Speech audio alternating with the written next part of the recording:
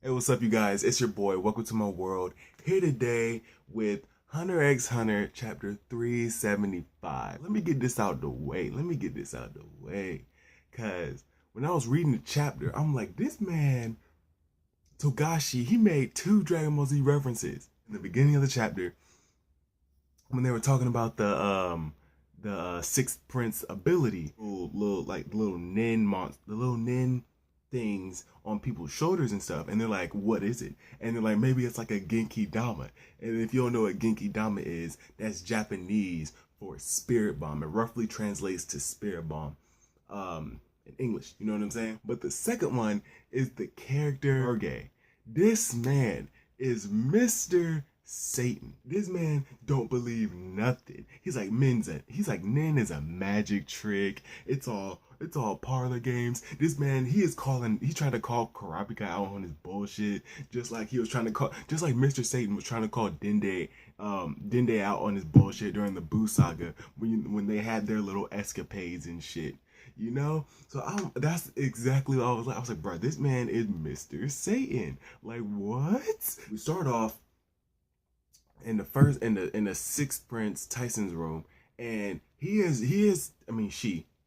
whatever.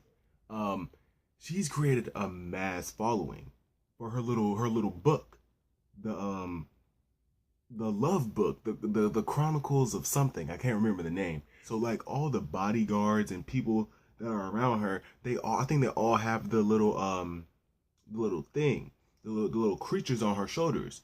And so now all of them are like all in this love thing. Like most of the people that's following her are under her control. And I'm starting to think, I'm like, yo, why are all these princes all about this control shit? Like they're trying to amass like an army. Like you gotta look at it. Look at you got Sail with his nin manipulating the women just to whatever. Like it doesn't even have to be women, but for the majority, it's probably gonna be women. Look at Tyson. Tyson just reading the book and accepting what Tyson believes in. You automatically you're basically like one of her followers, honestly. And then later in the chapter, you got to look at Hulkenberg, which Hulkenberg's isn't more it's more of a respect thing. Like, yeah, I respect your like actual viewpoint rather than like my nin beast is manipulating you. But it's like they're doing like a lot of mass, like I need many people for my ability to work out of people in order to strengthen their power. You know what I'm saying? But yeah, so basically Tyson's ability, her nin beast's ability is once it has the little creatures on you, because for you to get a little creature you have to read the book. Once you read her book, you get in exchange for the creatures taking your nin, you gain like happiness and like enjoy and all that stuff. You know what I'm saying? And we finally get to see Tyson's actual nin beast. It's like a heart with an eye.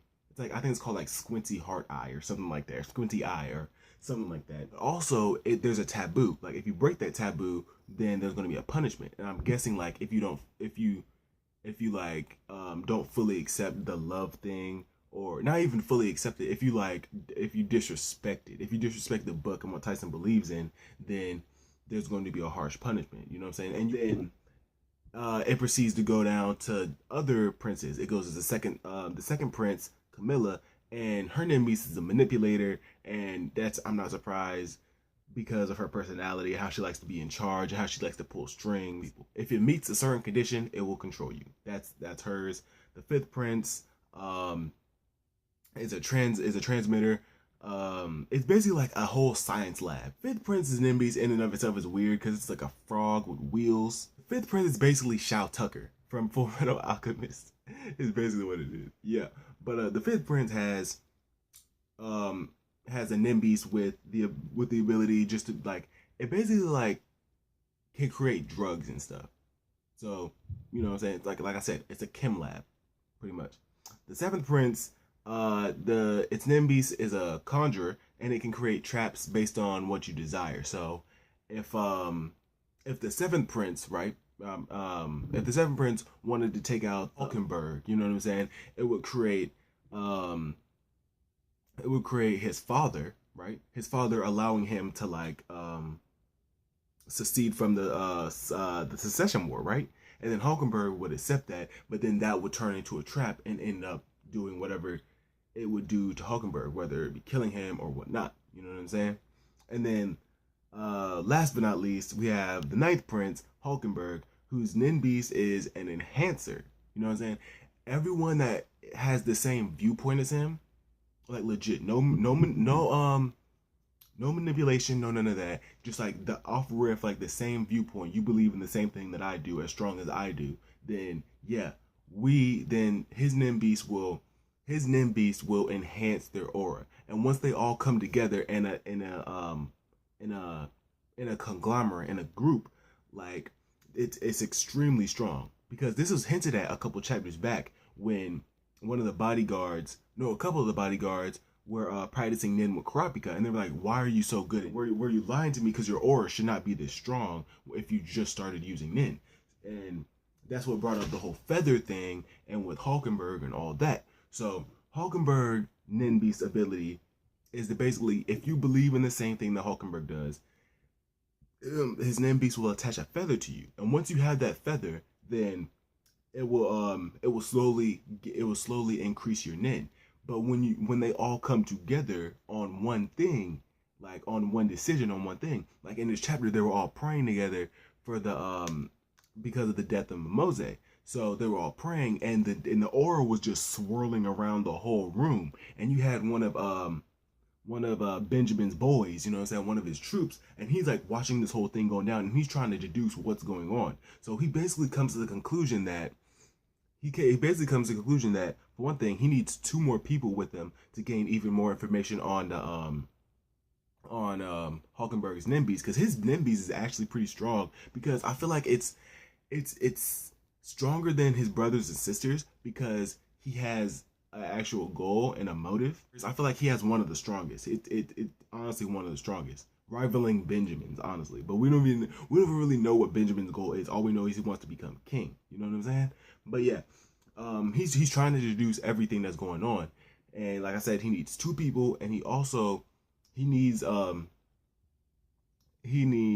deduced that just because you're around him doesn't mean you're necessarily going to be a part of this this enhancement of aura, because you can still get the feather, but then the feather can eventually go away if you don't have the same belief, because a bodyguard was there before and he had got a feather, but by 10 minutes had passed and the feather had disappeared. The feather disappeared. There was still something weird going on. There were some revisions in his memory. His memory was hazy, and that goes back to like 2 years ago, a year ago, when Hulkenberg, I think he came back to his room and all of his bodyguards was laid out on the ground, and then he was laid out and woke up in his bed.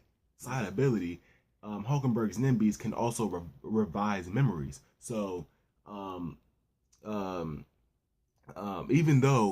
if Benjamin and his boys wanted to go and try and do something, Hulkenberg, his Nin Beast, could just like stick a feather on you and then make you try and kill Benjamin. You know what I'm saying? So Hulkenberg's Nin Beast is smart because it has all the right things like set up for him. So as of right now, no one can really touch him. If Hulkenberg just stays where he's at, he's good.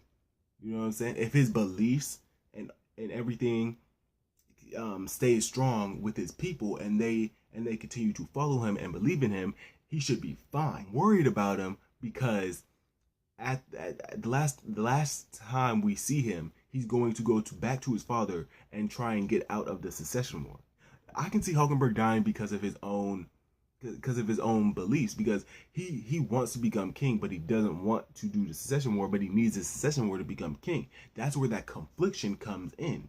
After that, we move on to the 13th Prince's room, where we have Hanzo, and before that, we move on and we see Benjamin for a little bit, and he's like, we need to go about this with Hulkenberg with caution, because Hulkenberg, he mentions 3 specific princes: Hulkenberg, the 4th prince, and the 14th Prince, because you had an assassin in the 14th Prince's room, Hulkenberg and his united guard, and then he called the 4th Prince trash. And yo, I'm waiting for the 4th Prince, because the 4th Prince was getting in like that.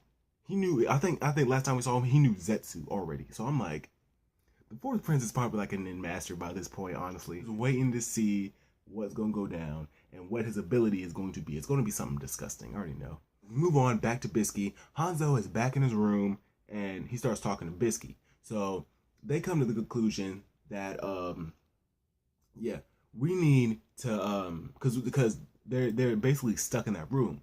And they go to Vergi, and they're like, yo, Vergi, we're gonna teach anyone who wants to nin in this room, because as of right now, we don't know what's going to happen if we go out the room. You know what I'm saying? And then you got Vergi, like I said, he's skeptical. He doesn't understand nin, so he transforms. And yo, this man is in love with her transformation. So that threw me back. I'm like, word? Biscuit's dressed? Hey man, I'm not gonna judge you. But yeah, finally he starts to kind of believe like the whole nin thing. And they do a test, right? They do a test and see what's going on outside of the room. Verle, and he goes out the room real quick. You know what I'm saying? He just opens the door. He doesn't physically go out. He just opens the door. And then you have Vergi. He's like, yeah, Kurapika was full of shit. But then you have Bisky. She deduces like, okay, when you have nin powers that deal with space, there are 3 things that could go along with it. Either there are exits and entries. Exits and entries are possible. Exits and entries are not exits and entries are impossible, or it's a one way. Like you can either come in, you can't come back, or you can either come in and can't come back, or you can go in or you can't go back. So Erle, he goes out, right? He's safe. He's fine basically. He can still see them, but then he goes back. He tries to go back into the room, and then you can see like there's like a force covering it. And when he goes back into the room, he's back on the ship. He's back in the real world, right? So he still can't see Bisky or Hanzo or Vergi or none of them. So he's like, okay, I might as well just go to the 14th Prince's room like I was instructed to do. That's where the chapter ends, right? Bisky and Hanzo are gonna teach, or just Bisky, they're gonna teach Vergi nin, which Vergi is not a character that I particularly like, but he's a character that needs to be there to question things.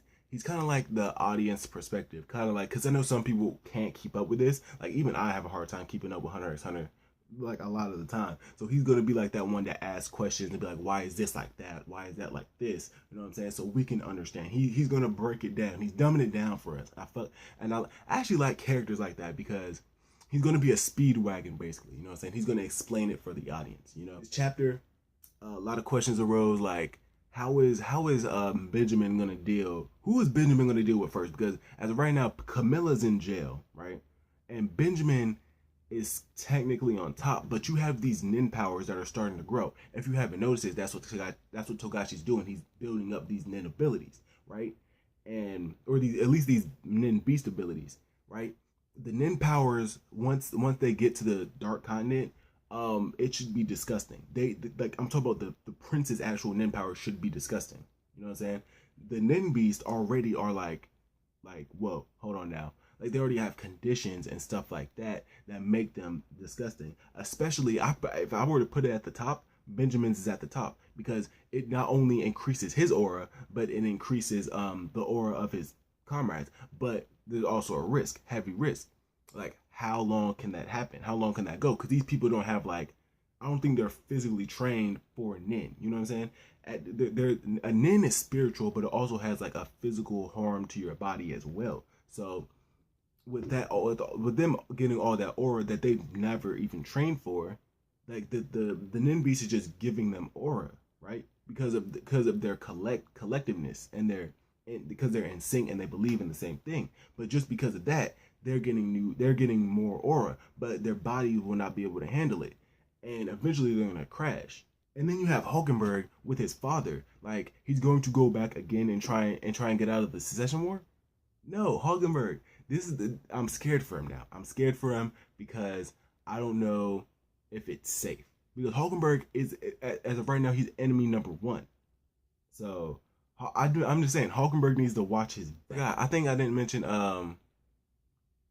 Fugetsu. Fugetsu was trying to apparently I guess the power was hers, or it was her Ninbeast. I don't think we've even seen her Ninbeast, right? Her Ninbeast, like I don't think we've seen it this whole time. Her Ninbeast must be nasty. Oh my god, I don't think we've seen hers or Kacho's or her sisters. She was trying to do the magic worm thing, but she can't do it. She was trying, but she can't. She said it disappeared as soon as she got back to her room. So what triggered it? It must be like strong emotions, because just wanting it, like she was yearning for her sister. She was for a couple hours, for a long period of time. So it must be like an emotional trigger, right? Still, once again, no fourth prince. The fourth prince is getting massively powerful. I can feel it. He's getting massively powerful. He was on not a steady progression. He was on an extraordinary progression. This man went from not knowing what the fuck name was to, oh, I've already mastered like In and Zetsu and all that stuff. What? Yep. Before Togashi goes back on hiatus, I need to see the fourth prince. I need to see him. The chapter, it brought up a lot of stuff that I wish I could fully go into, but I feel like that'll be better for discussion videos, so I can gather my thoughts a little bit more. But yeah, with that being said, y'all, make sure to like, comment, subscribe, rate the video if you haven't already. Be on the lookout for a discussion video on the fourth prince, y'all. I'm about to, yeah, that man, he's been in the shadows for too long. I can't wait for him to make his glorious return. You know what I'm saying? But yeah, with that being said, y'all, I'll see y'all later.